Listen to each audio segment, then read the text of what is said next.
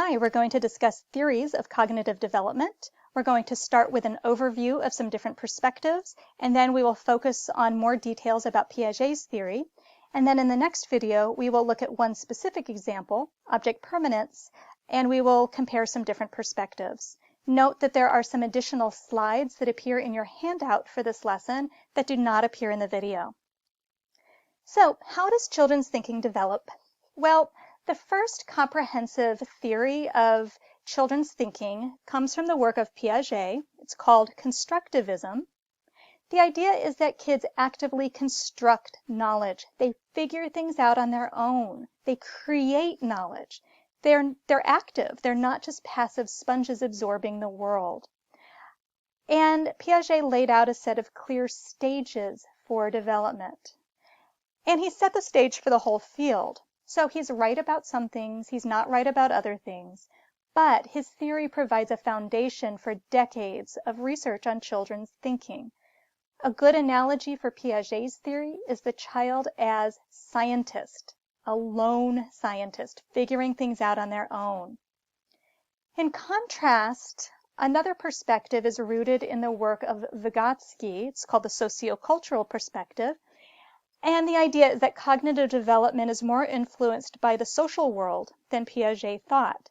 So culture, context, communication, and scaffolding. Scaffolding is where you provide a child with just enough help that the child can do more than they could do on their own, but they can still accomplish the task. You're not doing it for them, okay? And so a good analogy for this perspective would be the child as a member of a group, but also the child as an apprentice working with the guidance of an older and wiser person. Parents, teachers, older children, and so forth play a much more important role in this theory than they did in Piaget's. Another perspective is the information processing perspective. The idea is that cognitive development is more gradual, not stage-like, and more tied to basic attention, memory, and executive processes than Piaget thought. A good analogy is the child as computer, and we will do a whole lesson on information processing and memory. And the last view is the core knowledge view, or nativism, and the idea is that via evolution, or genetic inheritance, we're born knowing more about a few key domains than Piaget thought. In other words, there are certain special areas of knowledge, like people and objects and living things and language, that we may be born with some innate knowledge about that we then build on through experience. But there may be more at birth than Piaget realized. And so there are certain areas of knowledge that we learn more quickly and easily than others. A good analogy for this perspective is the child as the product of evolution. So let's say more about Piaget. Piaget was a Swiss philosopher and biologist, and he applied his training in these fields to the study of children's thinking. He started writing in 1920. In the 1920s, he died in 1980. He had a very long career. As I said, he focused on children's active learning, and he believed that children's errors are a window into their thinking. He started off with a close study of his own children, and in subsequent decades, thousands and thousands and thousands of children all over the world have been studied using his methods. As I said previously, a very well-known part of his theory is stages, qualitatively different stages, and that's what we will spend the rest of our time in this video discussing. Piaget called the first stage in his theory sensory motor. He believed that from about birth to roughly 2 years, 18 months to 2 years, ages are approximate. He believed that the fundamental thing going on is that babies are exploring their world physically. So think about it. If you hand something to a baby, what does it do? Probably puts it in its mouth. It's learning about taste and temperature and texture and solidity and all kinds of things. It's not just being slimy and, and gross, right? There's learning involved. Babies bang things and throw things. This is all learning. And they are linking their senses and their actions. It takes a long time for them to get good at that. And they're learning a bunch of concepts, many of them related to basic physics. So they're slowly learning object permanence and other attributes of objects. Object permanence means understanding that objects continue to exist even if you can't see them. And until about 8 months, babies do not search for hidden objects. Now, there's a lot of debate about what babies understand, but in their behavior, they don't search for hidden objects. And even when they start searching around 8 months, they are very easily tricked in predictable ways for many more months after that. It's not until 18 months to 2 years that they have fully mastered this understanding. I'm going to show you a quick clip of a baby who looks to be about 7 months old. Here, action. Would you like it? We're doing human development science experiment. Would you like a cucumber? How good's your memory? The cucumber's here. Where did it go? Where'd the cucumber go? Where'd the cucumber go? Okay, we're just gonna. I know. Okay, so as Piaget's theory would predict, that baby did not search for that hidden cucumber. And that clip goes on and on. It's very funny. And the baby really, really does not search time and time again. So throughout the sensory motor stage, babies are physically exploring the world. They're learning all kinds of things about how the world works physically. And they're learning how to solve problems in their heads. They're developing what is called mental representation or symbolic representation. Piaget actually believed that babies don't have minds. There's a lot of debate about that. But he believed that babies don't have minds and they have to develop them in the first 1 to 2 years of life. Okay? But by the time they have reached that point, they have this mental representational ability, and he calls this the pre-operational stage. Operational means logical, pre means before. So Piaget believed that between about 2 years and 6 to 7 years, kids have this new set of abilities related to mental representation, but they're very frequently not logical. So first, let me say a little bit more about mental representation. So being able to represent the world in your head, being able to use symbols, means you start to see language, words that's symbolic, numbers, pictures, so being able to draw something that's in your head, being able to tell the story of something that happened to you, being able to hold that in your mind, pretend play, okay? So all of that is part of these new amazing abilities that young children have. However, they're not always logical.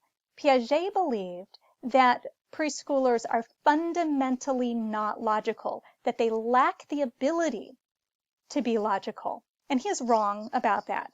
However, he is right that they're often not logical, and he's right about the ways in which they tend not to be logical. So for example, perception tends to dominate their thinking. They get really tied to what their eyes are seeing as opposed to manipulating that information in their minds. And I want to give you an example of that. Conservation means understanding that a quantity remains the same if you don't add anything or take anything away. So you can change the shape, but it doesn't change the quantity. And so here's an example of a child failing a conservation task. Can you look at these two glasses? Do you think that they have the same amount of juice? You think they have the same? Okay. Now we're going to pour this juice into this glass.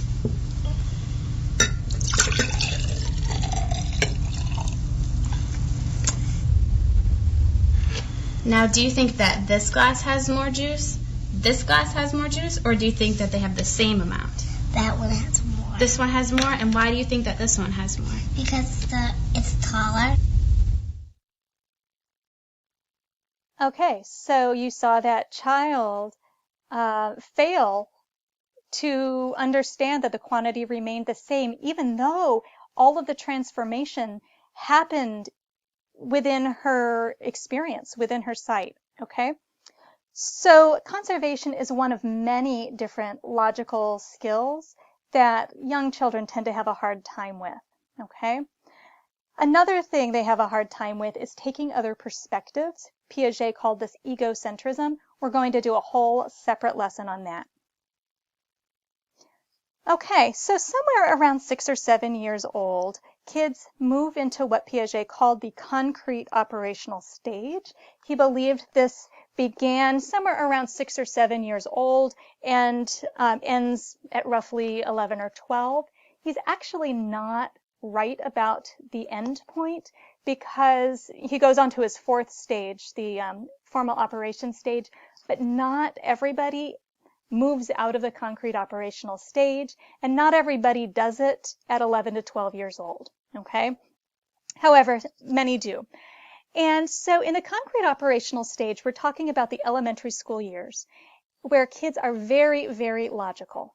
But for objects that are real and in the here and now, they pass all kinds of tasks, conservation tasks and other logic tasks, but they have a very hard time with abstract tasks. And that's what you're going to see in this next video. A young child who fails and then a teenager who passes and has moved on to the next stage. It says, if you hit a glass with a hammer, the glass will break. I knew that. And then this one says, Dawn hit a glass with a hammer. I knew that too. So what happened to the glass? It broke It broke. Why did it break? because the hammer's hard. If you hit a glass with a feather, the glass will break. No, it won't. And this is the second rule. Dawn hit a glass with a feather. What happened to the glass? Nothing. Nothing happened. Why didn't anything happen? Because the feather was soft.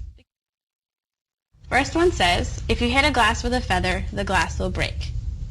Okay. And the second one, Dawn hit a glass with a feather. What happened to the glass? It broke. And why did it break? Because the rule says if you hit a glass with a feather, it'll break. So if you hit a glass with a feather, it broke. Okay, so in that logical reasoning task, you saw the younger child rely on personal experience, that hammers are hard and feathers are soft, and not be able to take the logical premises and then manipulate them and think abstractly in this task, whereas the teenager could. She was able to step out of her own experience to answer those questions. And she was what Piaget called a formal operational thinker. Piaget believed this began at 11 or 12. As I said, it may or may not begin at that point, depending on the person, but that this was his last stage. So the idea was that kids are logical even about abstract and potential events, and they can do scientific reasoning with more than one variable. So for example, imagine that you're having a hard time sleeping. So you ask around for advice. Your sister says you should do yoga before bed. Your mother says to drink herbal tea before bed. And your friend says to listen to some quiet music. So tonight you do all three of those things. And you wake up and you've had the best night's sleep you can even remember having. You feel great. What worked? Well, you don't know, because you did 3 changes all at once. You manipulated 3 variables. So you can only figure out what worked by separating them, trying one thing at a time, then combining them in different ways. If you ask this of a concrete operational thinker, you get answers like this. And this is based on an answer from an actual 8-year-old I spoke to. Oh, it's definitely the music. Why is it the music? Oh, because that's what works for me. Okay, so what's happened here is that kids have moved from sensory motor thought, which is physical, and even their play is physical, to pre-operational thought, which now is based on representational abilities. Pretend play emerges at this time. Concrete operational thinking is logical in the here and now. Their play involves a lot of rules. And then formal operational thought, which is abstract abilities, logical in the abstract.